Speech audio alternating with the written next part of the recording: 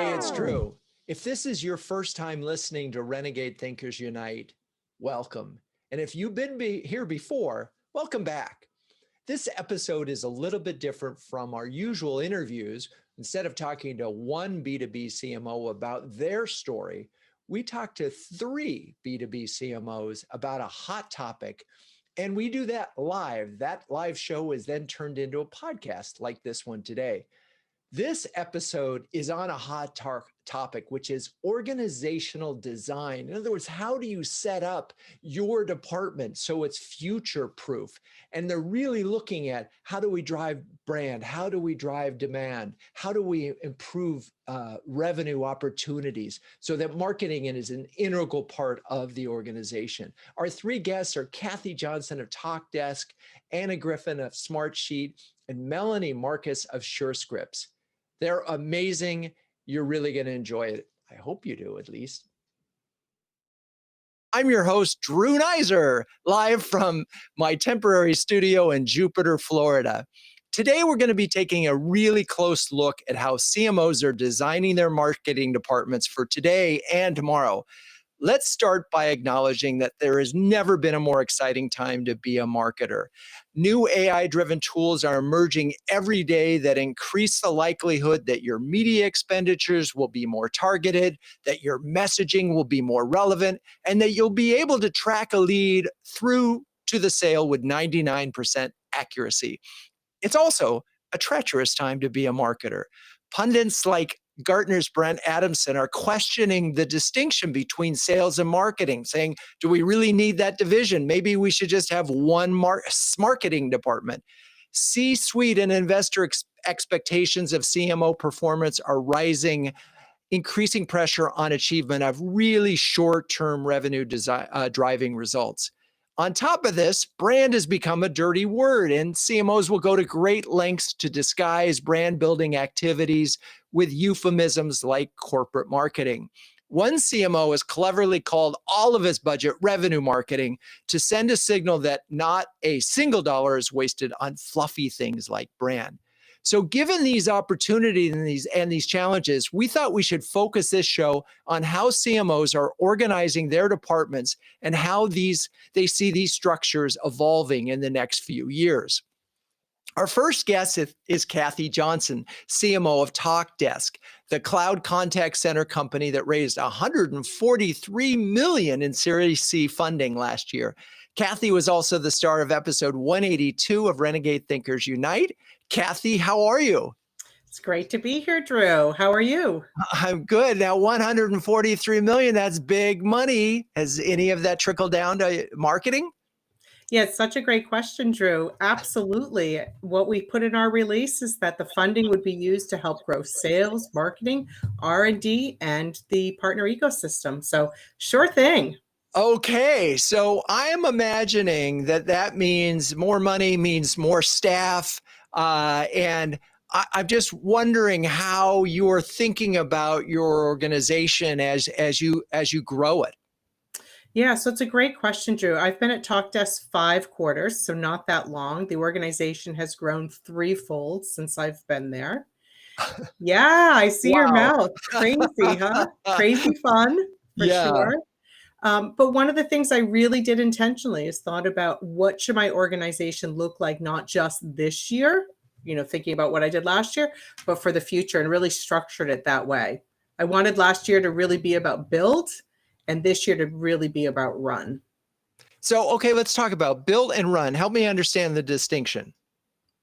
Yeah, so last year organizationally, what I did is really focused on who are the talent, that I need in my organization, what should the organization look like, not just for last year, but for this year and the year ahead, and really structured it that way. So if you were to look at my organization last year, you might have said, wow, it's kind of big for the company size you are right now.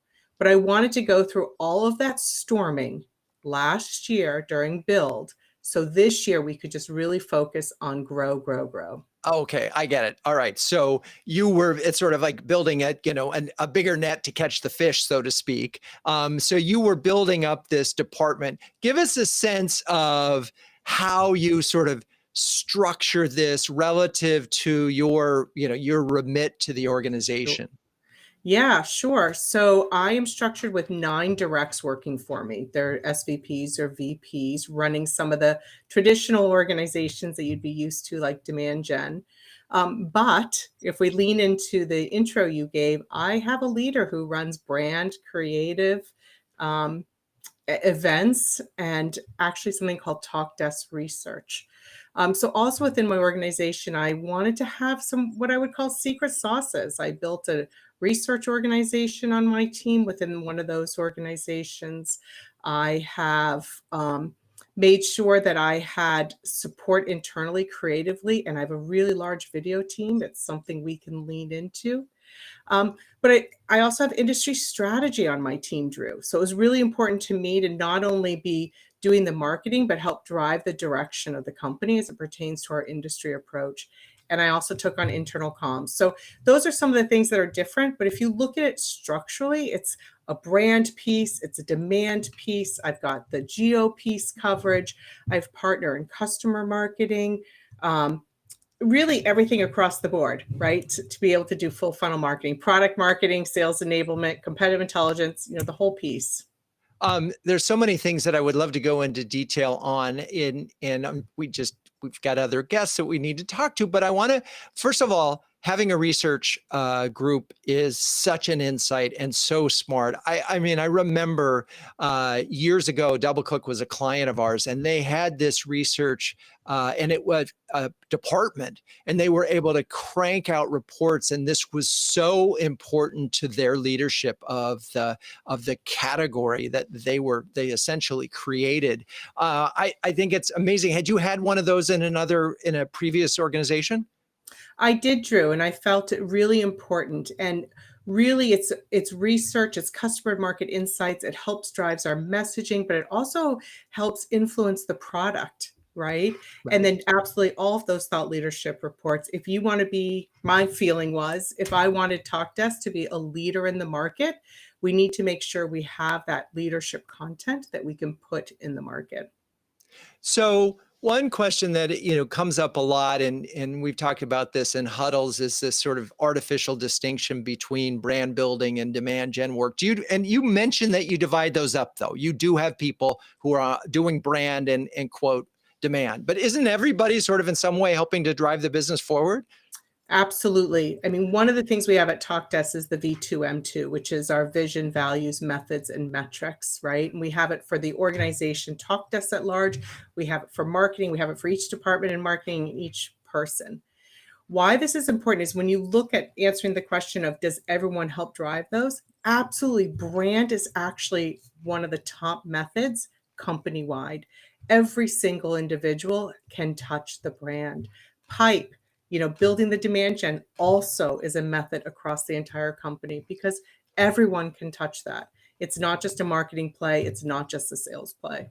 Okay. Well, perfect. All right. Well, let's bring on Anna Griffin, CMO of Smartsheet. Smartsheet is a public company that reported 50% growth in fiscal year 20 and projects 33% growth for their fiscal year 2021, which ends this month. Anna was also featured on podcast Renegade Thinkers Unite, episode 194. Anna, welcome. How are you? I am great, Drew, and thank you for having me back again. I always love talking shop with you. There you go. So you heard what Kathie had to say about her structure. Let's talk about your team and what's similar and what's different to what you heard from Kathie. Yeah, well, first of all, you started the segment with growth. This is a company that is in massive, fast growth. And so when we think about our org structure, we've tried to go really growth in totality. We have some similarities for sure with Katie, but some areas different. Similar in that I think that we approach the post-pandemic or the pandemic year and the post-pandemic year the same. And last year, if she was a build run model, similar in construct where last year is what I called our foundational model. So many of the things that you want to drive and get done when you are chasing fast, high growth requires foundational technologies, foundational kind of processes, and really, I have found integrated org designs. So that was our last year was get the foundation in place. And so then this year is about scale. Like you've got the systems, you've got the processes, you've got more integrated teams that can be on the same page, so you can scale with speed. And so similar in how we've thought about the years, and different though in the org design. And again, I think our org design and the way I've had to challenge myself to think about it was growth. And so really the first thing was how can we align marketing, like really know where the growth is coming from and what kind of growth that we want, and how are you going to get there the fastest, and could we align teams primarily integrated, what I call campaign pods that are directly aligned to like the growth trajectories of the company. How can we build integrated pods that run integrated plays across demand gen, sales motions, product announces, features, launches, and then ultimately, a brand. And so a lot of our alignment is, yes, my function has the classic comms and brand and events and digital marketing and, campaign marketing, at large. But in these pods, we really try to align, all functions of the company so we can be really consistent and clear of, if we know that that's where we're going to grow and that's the kind of growth targets and audiences that we want, how do we all go after it together? So things aren't happening in dribs and drabs, or we're going to run this play and you guys are going to run this play.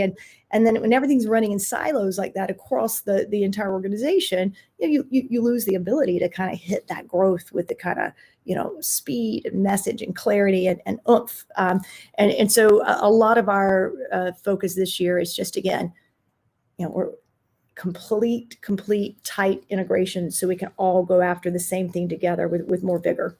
Interesting. Okay, I think I understand. And is there a point where marketing stops and sales takes over? And because as you're talking about these pods, I'm thinking about a scrum where all they're getting together, and basically there's this moment where they hand off this brilliant lead, or am I completely misreading this? No, you are. But here's the beauty of pods and that kind of integration. I would love for sales and marketing to never disconnect. I think everyone does baton pass offs. You get this leg of the race and then you hand it here, and then this lead, and then we take over, or you warmed this lead and are we nurtured, and then now it's in our camp. I think sales and marketing have to be interlocked from the discovery into clearly the renewal. And that interlock has got to be, and that can only happen if you're working in this integrated fashion. Because if you ran your leg of the race and you passed your baton and you walk off the track and now other people are running their leg, you don't know how to optimize. And that's where sales and marketing, that optimization, there should be optimization that's constantly happening in maybe in SDR scripts or in nurture streams, or okay, we're doing this, it's not working. Here are new ways that we can work together to optimize your part of the sales process. By virtue, they can go like, the customers are falling out here. Like, what can you do in the front part of marketing to better address, this barrier, this pain point? So, I love a world where sales and marketing are always integrated and not doing baton pass offs, but that's how I think you get a really, really good customer experience. Okay, great. Well, let's bring on Melanie Marcus, CMO of Surescripts, a healthcare platform that connects patients and customers with medical professionals and products. And speaking of patients, Melanie, thank you for your patience. No worries. This is great. Thanks for having me, Drew. It's nice to see you. And you now heard Kathie and Anna's org structure. I'm curious how yours matches up or doesn't. Sure. No, I mean, I love the theme of growth. I mean, that's why we exist, right? So Surescripts is a business-to-business organization. So we're selling business to business. I've been here for about 4 years, and I kind of spent the first 2 years building the marketing organization, and the last 2 years has been all about running fast to grow the new portfolio.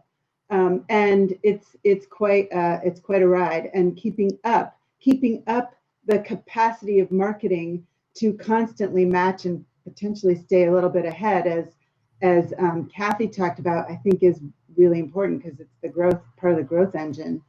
The way I've structured it is it's the traditional upstream, downstream, but really with strategic marketing at the front, made up of product marketing. The product marketers are really focused on collaborating closely with our product innovation team, and then segment marketers who are embedded basically in the sales team. So they're close together and they work together in the same department under the same vice president, setting the strategy that's going to grow a product in a market. I have a brand and content team that includes my own kind of internal creative agency, which has been really, really great, and editorial writers who do similar things to what Kathie was talking around thought leadership. Our site is called Intelligence in Action, similar idea, really important to our strategy. Whole events team, interactive marketing, and then I do have customer experience. And that part, that has come more recently into the marketing team, and it is a really great kind of combination. Brings us closer to the customer, closer to the sales team, and it's been a great experience.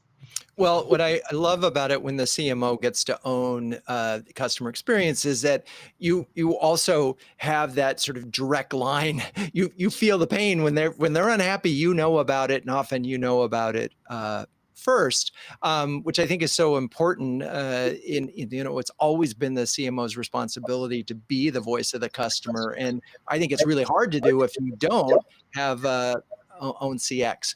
Okay, so. Is there any area in the last year that has been easier to get headcount than others? Just curious. Easier. So in the last year, I've been more status quo. What I will say, probably a better answer to this question, a more helpful answer, has been, in the early stages. I mean, I've doubled the size of the marketing team since I've been here. In the early stages, it was a different story. The marketing team was not sized appropriately for the growth that we are projecting. So that was one story. Now the story is really about, there are situations where we find ourselves using agencies or contractors for extended amounts of time to supplement our capacity to help grow. And when that happens for an extended amount of time that actually looks more like staff, that's when I say, all right, it's time to do an in-source, outsourced, analysis, and use that analysis to look for, if this needs to be a headcount. And that's just been a strategy that we've used pretty effectively. Got it. Okay. Well, let's bring Kathie and Anna back. But first, I need to do what I always do on this show, which is see, Alexa, what is organizational design?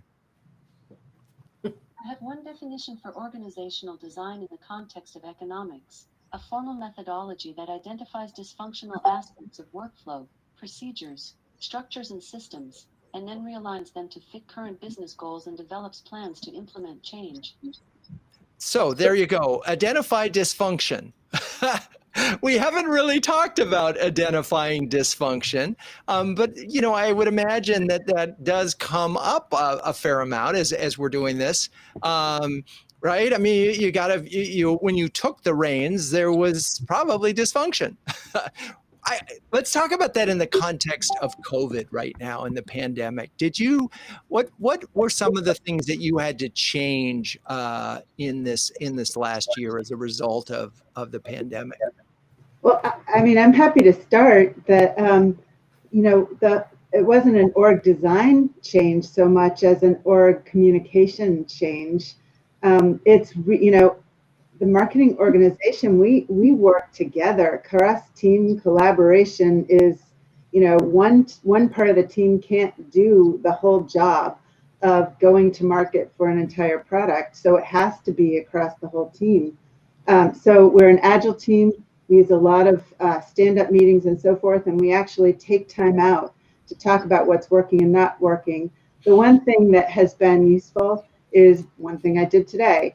with my vice presidents, we've installed a walking no agenda meeting where we literally just put our headphones in and go outside if it's warm enough and walk around and just talk like what we would do in the office. But of course, this time it has to be scheduled, but that's the only thing that's different, right?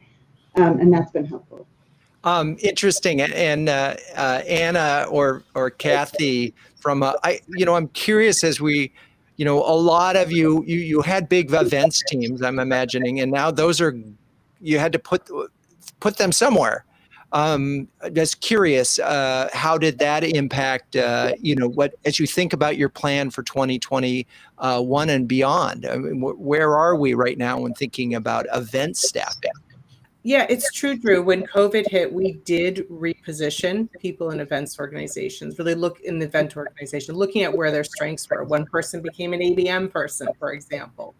But then we also started doing two different things. One, we started investing in geo-specific folks who were doing what I would call pipe acceleration activities. So how do you, once you've generated the pipe, how do you help accelerate it through virtual events? And then really, our live events come back the end of June. Big question mark. Will it really happen? But so I've been rebuilding the events team specifically for both virtual events, but also live events that right now we're targeted the last week of June for our first live event in Vegas. Wow. Yeah, I don't know if I would be ready to send my team. I'm with you. I'm not sure either. Yeah, that's going to be interesting. It's just a little too close, particularly if it's international. Fascinating. By the way, Julie Kaplan, thanks for your shout out, saying that CX is a great way to align all the teams. I completely agree. And two of you mentioned CX as being under your responsibility. And I'm just going to sort of highlight that as so interesting and such an area that you don't always get. And is there something that you sort of had to do to earn the right to get CX, as in customer experience, folks, if you're listening? Anybody want to answer that? I think deliver and be, deliver first of all, and be aligned with the customer group or our sales team. Be really aligned, and have my colleagues in product and in the customer group are great relationships with them. So, I think that's the key. Okay. Alignment and yeah. All right. So I'm going to actually take a second here, and if you don't mind, I'm gonna plug CMO huddles just for a second, and I like to talk about it particularly on this show. CMO huddles is an invitation-only subscription service that brings together an elite group of CMOs to share, care, and dare each other to greatness. One CMO described a huddle as a cross between an expert workshop and a therapy session. Kathie, Anna, Melanie, does that sound about right? I'd say that's pretty close. So if you're a B2B CMO that can share and care with the best of them, visit cmohuddles.com. All right. So let's talk about, we're in growth mode, we're hiring, we built up this big staff. Was there an area that was particularly difficult to staff for versus others? I think I think marketing ops is interesting and expanding, because so much of growth and integration requires the operations to hi honey, husband Sam, to be able to run smoothly. And so you think about marketing operations and what it takes to really run things smoothly. It's all about data strategies, because it's the data and the insight that has to be actioned, has to be surfaced and then actioned to get you to the next step. And so I think finding marketing operations people and that's where we're putting like our data science function, our analytics function. I feel like there's lots of headcount in the world that everybody has a data science name in their in their CV, if you will, but the ability to really know how to connect that into marketing flows and actions is a bit of an art. And I think those are harder to find people who really know how to do that. Yeah, it's interesting. One of our huddlers, Rebecca Stone from Meraki Cisco, has worked with the same head of marketing ops in 3 of her positions. I mean, just brings that person along with her, which is seems to me quite genius. I've also heard, and this has come up in huddles a lot, is it's very difficult to find product marketing people. I'm wondering if any of you have shared that challenge. I've seen that a little bit, Drew, but for me, the hardest has been the industry side. I have both industry strategy and industry marketing in my organization. And, hiring both of those roles really requires that perfect sweet spot. Like if you're hiring someone for industry marketing and retail, you want them to have worked at Gap. You want them to have worked at a SaaS company in product marketing before. You want them to have a cultural fit. There's so many pieces. That although the PMM role can be tough, and I agree with you, Anna, ops can be tough, it's the industry roles that I find really hard because there are fewer, people to select from. And just so I understand, the industry role, this is a person who's an expert on a vertical market? Yeah, so I have strategists who are really driving the strategy for the company by industry, and then I have marketers who are really building that business, the awareness, the pipe gen, everything around it, the thought leadership tied to each of those industries. So they're kind of like category. I mean, they sort of function as they have a specific target, which happens to be an industry, and they're responsible for the plays that go out to those. Interesting. Yeah, defining the space and building the space. Building the space. And of course, hopefully the research is informing the work that they're doing there. Got it. Okay. That's so interesting. So what about, Anna, any areas that have been challenging as well that you're going, oh man, we just got to train? Sometimes it's easier to train someone than it is to hire someone with the experience. Yeah. I think it's, everyone talks about, and I love it, by the way, T-shaped organizations. And I think that is so true and necessary in marketing. The way marketing has been organized for a very long time is you've got functional specialists, and this is the team that does this, and this is the team that does this. And you can get really good functional experts, but I'm finding that ability, to have experience to go across the entire organization, which is what marketing does these days. So the second that, everybody in the company became a content creator, it meant everybody in the company in a way became a marketer, which meant marketing and the role of marketing has somewhat changed forevermore, because you have to kind of span, cross-functionally. And so I think sometimes it's difficult in a world that's orientated as functional specialists to find the people whose mind and skill set and application of their skill set can scale horizontally across, influencing the rest of the company. So I find that to be a challenge. And to your point, that's kind of where you have to go in and then do more training or teaching versus, just people who know how to think that way already.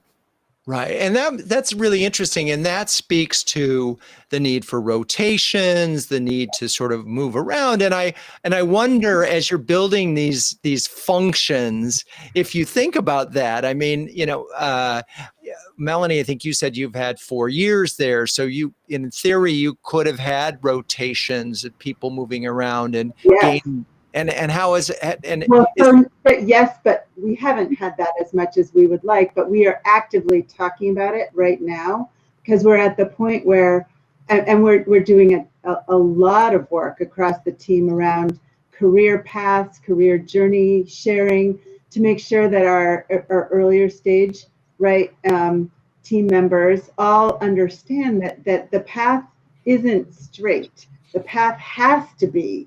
It's not just, it has to be a moving around, because you have to have all those new and different skills and it may be that you're moving around, not just in marketing, that you're moving around to other parts of the organization. I mean, sales, right? Or strategy, right? Kathie, I'm sure you've had that kind of experience before taking it on, right?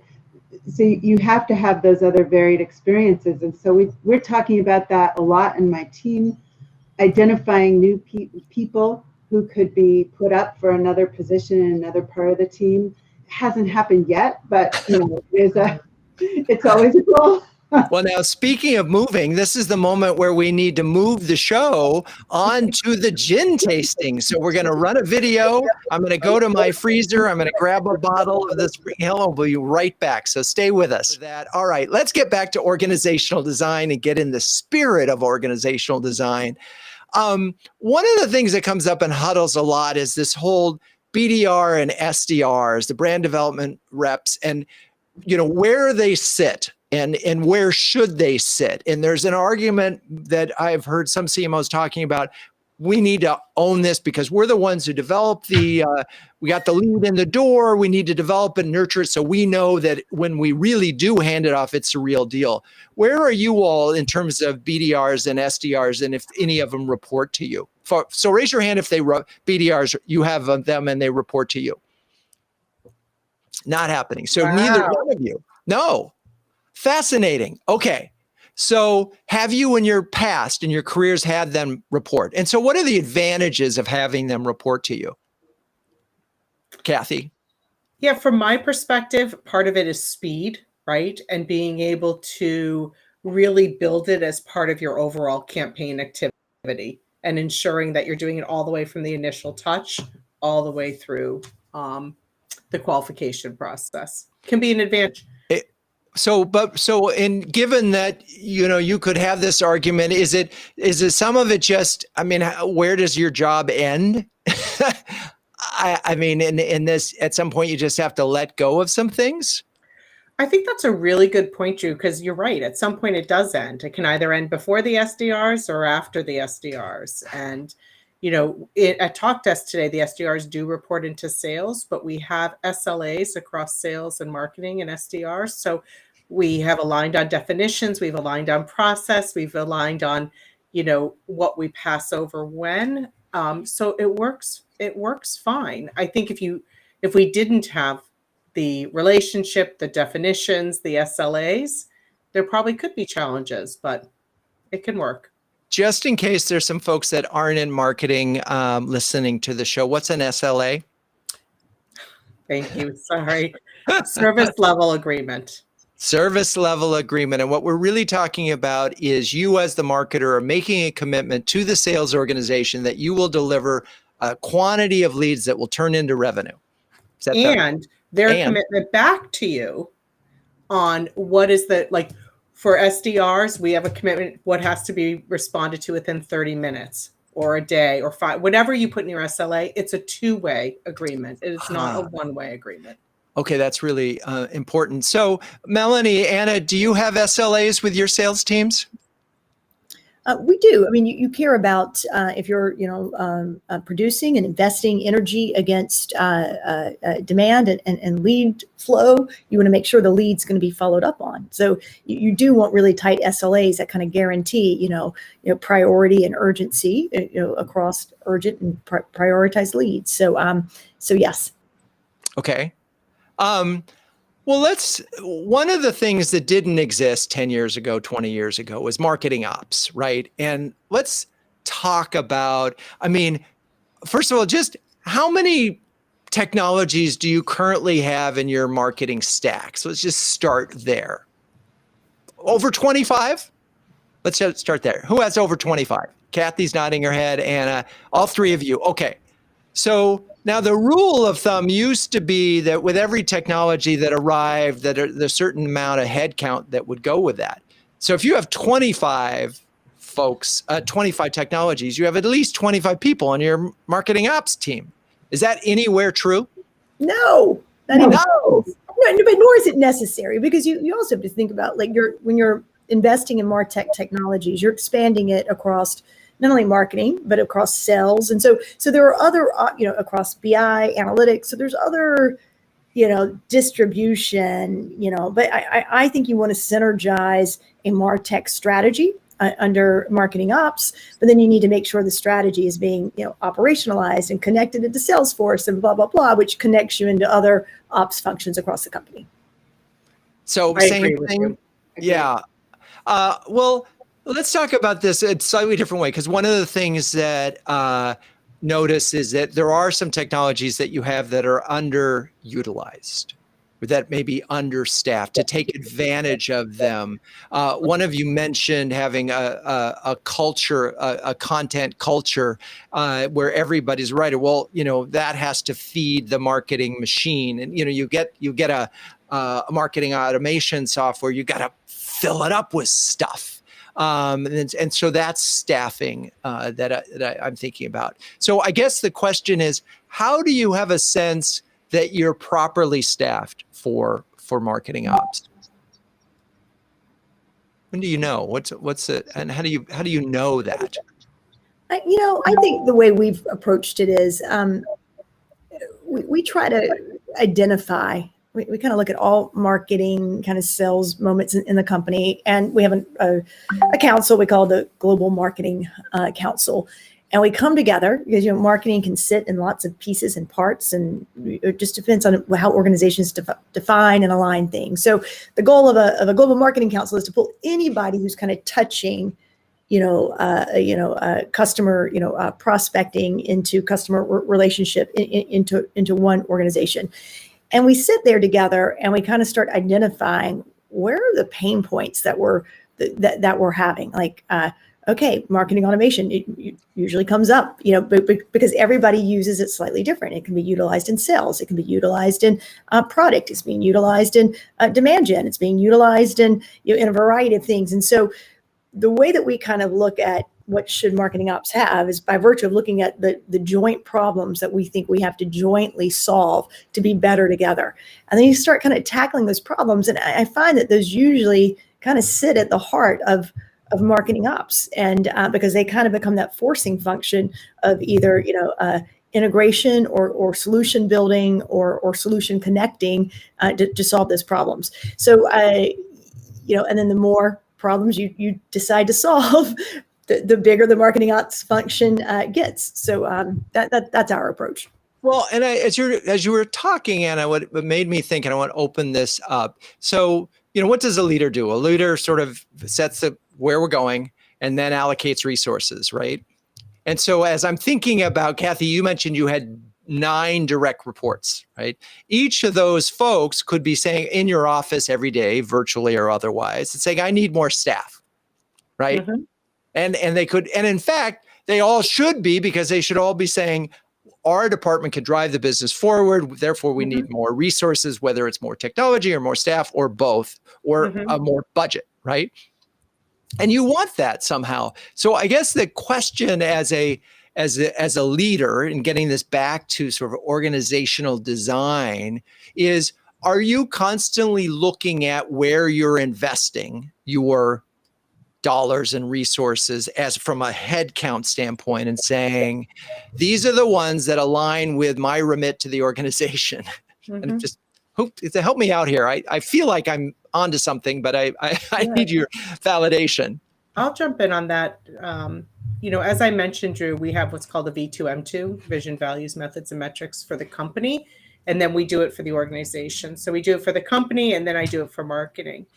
My organization then is built in alignment with what those agreed upon methods are, because they're all done in priority order, and they each have 5 to 10 metrics underneath them, which have commitments of delivery and dates, right? So everything is very measurable.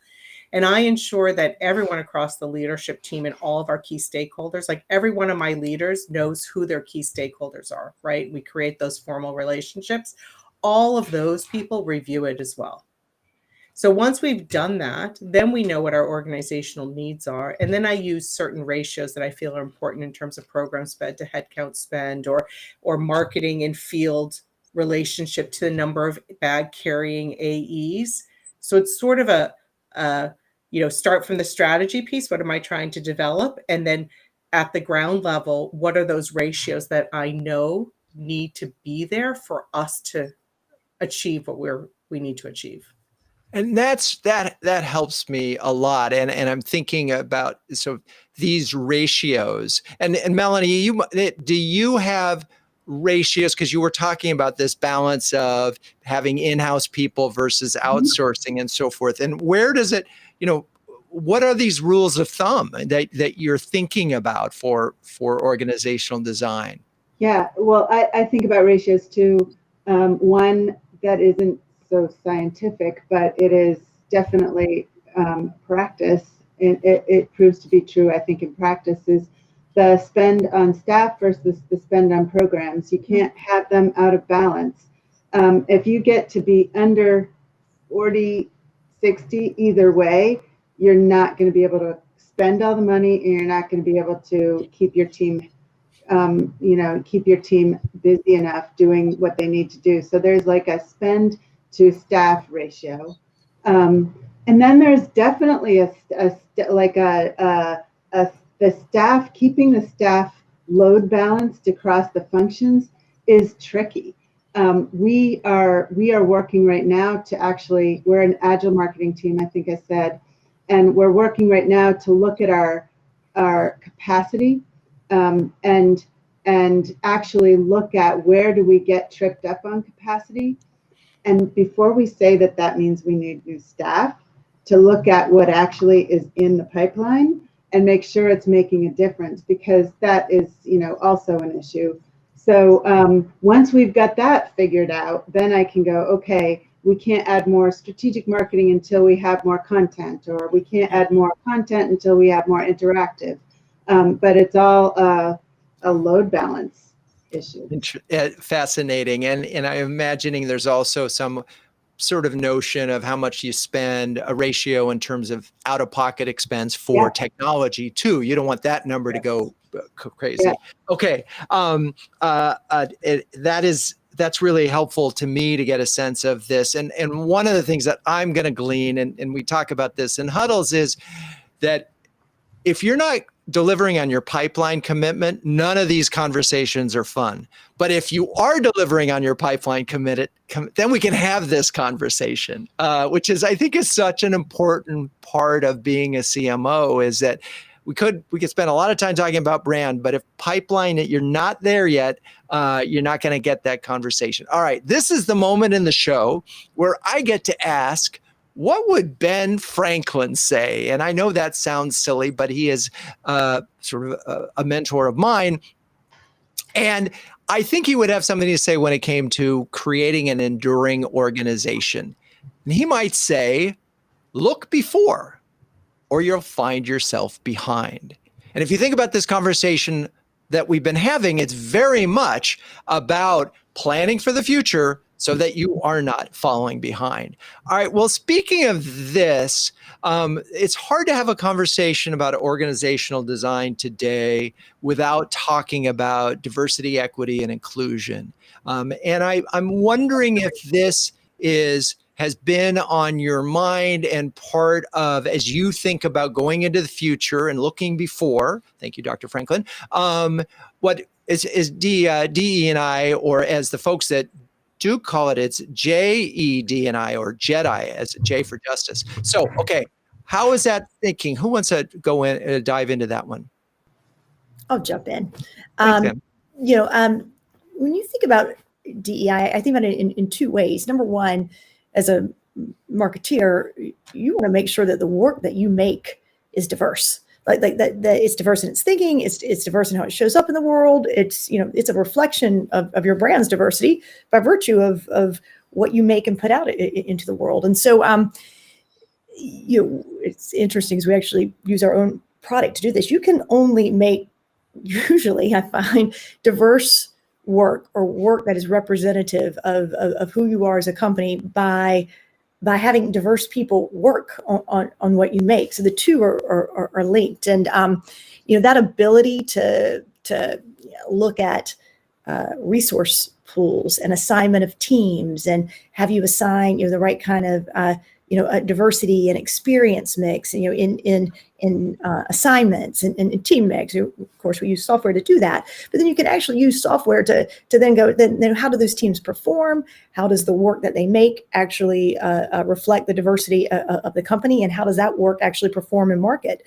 And the ability to kind of do all of that on a platform what we do, but there's lots of ways to approach this, is huge, because you are immediately aware of how diverse. If you know that you can't have a diverse end product unless you have a diverse team, then you're already naturally aware of the type of diversity that you have to bring into the organization.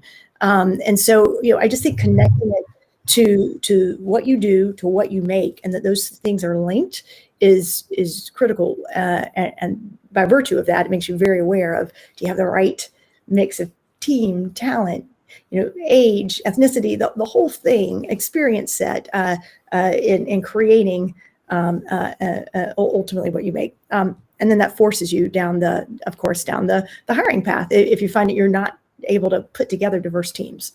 So I'm curious, Kathie, Melanie, what kinds of things are you doing to make sure that your teams don't look like the four of us?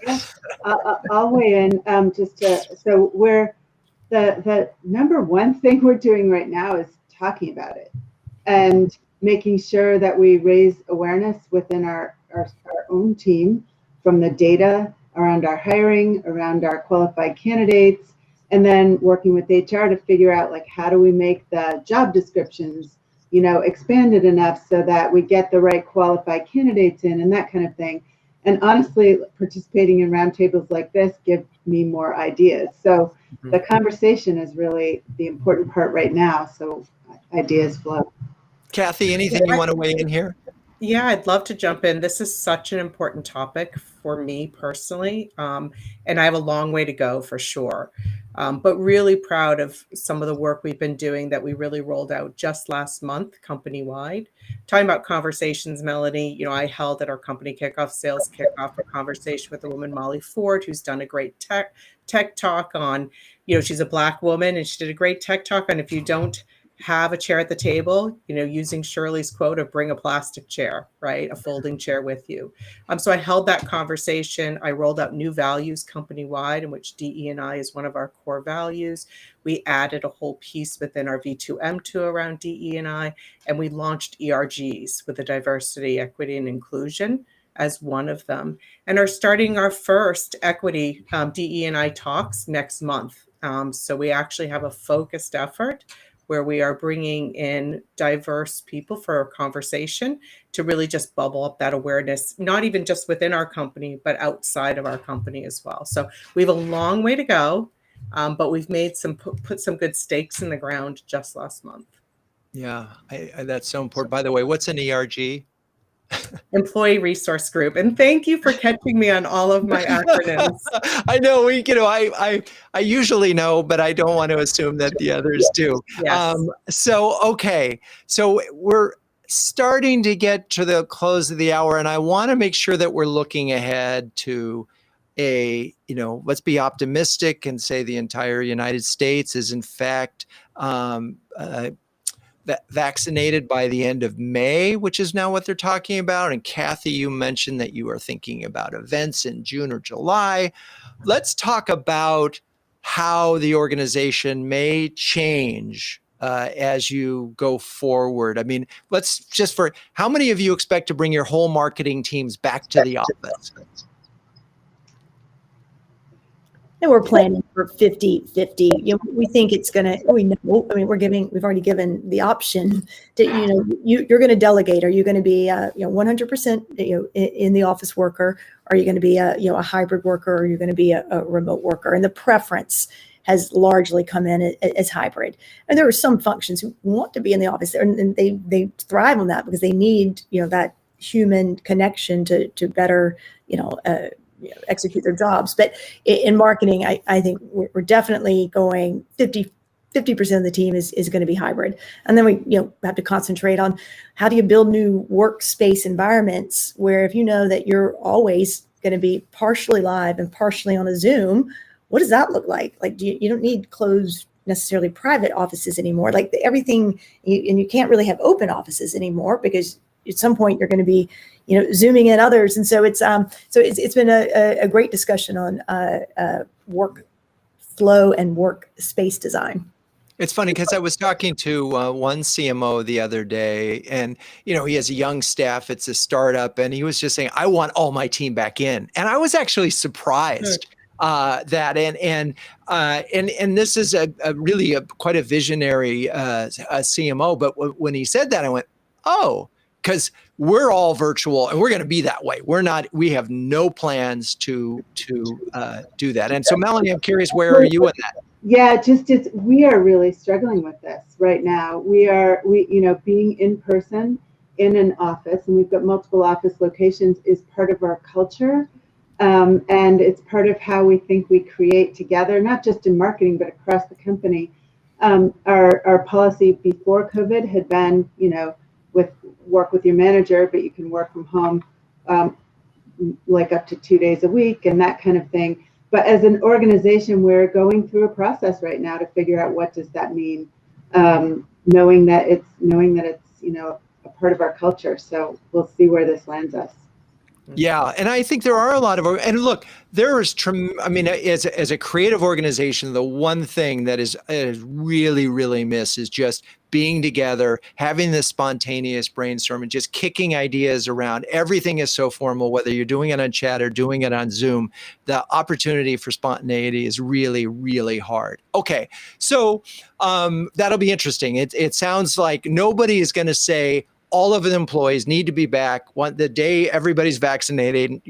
Nobody has that policy because there are too many people. And by the way, I'm imagining that you've also broadened your horizon in terms of your employee base, because you have people who moved out and said, hey, I'm moving to Utah or wherever, or moving somewhere else. Okay, so let's talk about this from an advice standpoint. We have CMOs who are walking in to a new job, and they're thinking about their organization. What advice would you have? One piece of advice for them to really future-proof their marketing organization? Melanie, why don't you start? Start with the business needs of the organization, and look ahead and start with the business needs of the organization and the growth needs. Okay, so we're going to start with the business needs and growth. So if we have a high growth company, which needs a lot of leads in the pipeline then we need to staff accordingly. Okay, Kathie, what's your advice in that area? So I'll agree with Melanie, but one of the things I like to add is, what is something that you can create in your organization that will differentiate you in market? So I think about the Talkdesk research that we added, right? So how can you bring something new that others aren't doing or might not want to do or can't do? Yes, we just had an entire marketing conversation for 58 minutes and we finally got to the word differentiate. Thank you for that, because, oh my gosh, if we're not as marketers differentiating our organizations in general, then I believe we're failing. So Anna, one piece of advice. Accountability. I would want someone to be super clear. What are they going to hold you accountable for? And again, every CMO, every organization has different views of how they think about a CMO and the function, but you need to be crystal clear on what are you going to be accountable for, because you need to make sure that organizational construct aligns to your accountability. It's going to be really hard to be accountable, but then not have really, the remit to get the job done in the other areas that don't sit in your org design. So clarity on accountability, and then design your org structure for that accountability. I love it. And it's perfect. If we're not managing CEO expectations and C-suite expectations, we're not going to have a successful adventure. All right. Well, thank you, Kathie, Anna, Melanie. You're all good sports. Thank you, Spring 44 Distilling, for that fantastic Old Tom gin. And thank you, audience, for staying with us. So we had three fabulous women on the show. Next week, we have 2 men and a woman, and in 2 weeks we have Chip Rogers, Gabby Zeiderfeld coming on, and we're going to be talking about category creation. Okay, let's cue the music.